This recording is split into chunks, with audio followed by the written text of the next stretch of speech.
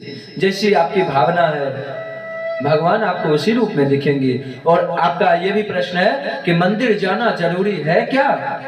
मंदिर जाना जरूरी है। आप बताइए क्यों जरूरी है? मैं बता रहा हूं। जैसे कि बताइए आप खुले में बैठे हैं तो खुले में हवा लग रही है ना, हवा तो लगी रही है, लेकिन अगर गर्मी का टाइम हो, खुले में अगर बैठे हैं तो हवा भी लग रही है, बाहर रास्ते में चल रहे हैं तो, लेकिन धूप की परछाई वाला जो हवा लग रही है धूप के साथ साथ, तो उतना आनंददायक नहीं है ना। वैसे ही भगवान इस संसार में तो सब जगह अनुभव करते हैं, लेकिन अगर हम एसी वाले कमरे में रहते हैं तो एसी वाले कमरे में ठंडक ज्यादा होती है। ऐसे ही भगवान है तो सब जगह है, लेकिन मंदिर में भगवान की श्रद्धा, भगवान के मंदिर में जो घंटी लगी रहती है, भगवान के मंदिर में जो धूप बत्ती जलती रहती है, भगवान के मंदिर में जो कपूर जलाते हैं, इस सब से भगवान की मूर्ति देख करके, भगवान जो साकार स्वरूप देख करके, भगवान का रूप देख करके मन पिघल जाता है कि हे प्रभु आपका यह छवि बड़ा ही दिव्य लग रहा है। मंदिर जाने के बाद भगवान से ज्यादा स्नेह हो जाता है, भगवान से प्यार बढ़ जाता है, भगवान के ऊपर विश्वास बढ़ जाता है। लोग लाखों रुपये खर्च करके आते हैं, हजारों लाखों रुपये खर्च करके पूरे चारों धाम की यात्रा करते हैं, व्रज 84 कोष का दर्शन करते हैं, यहाँ वृंदावन में बिहारी जी बैठे हैं यहाँ दर्शन करते हैं, काशी विश्वनाथ में जाकर के शिव जी का दर्शन करते हैं। क्यों हजारों रुपये खर्च करके क्यों आए? एक प्रेम ही तो खींच लाया, एक वृंदावन का प्रेम खींच लाया कि वृंदावन में वो यमुना महारानी की कल कल बहती हुई धारा, वो बांके बिहारी जी का दिव्य छवि, यही सब तो खींच कर ले आया ना।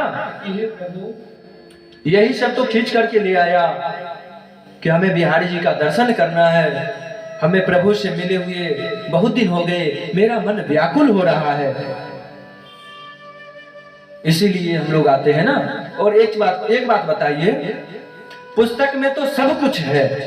किताब अगर आप 10वीं की मानकर चलिए पढ़ाई कर रहे हैं तो 10वीं की पढ़ाई करने में आपके पुस्तक में सब कुछ लिखा हुआ है, फिर आप स्कूल क्यों जाते हैं?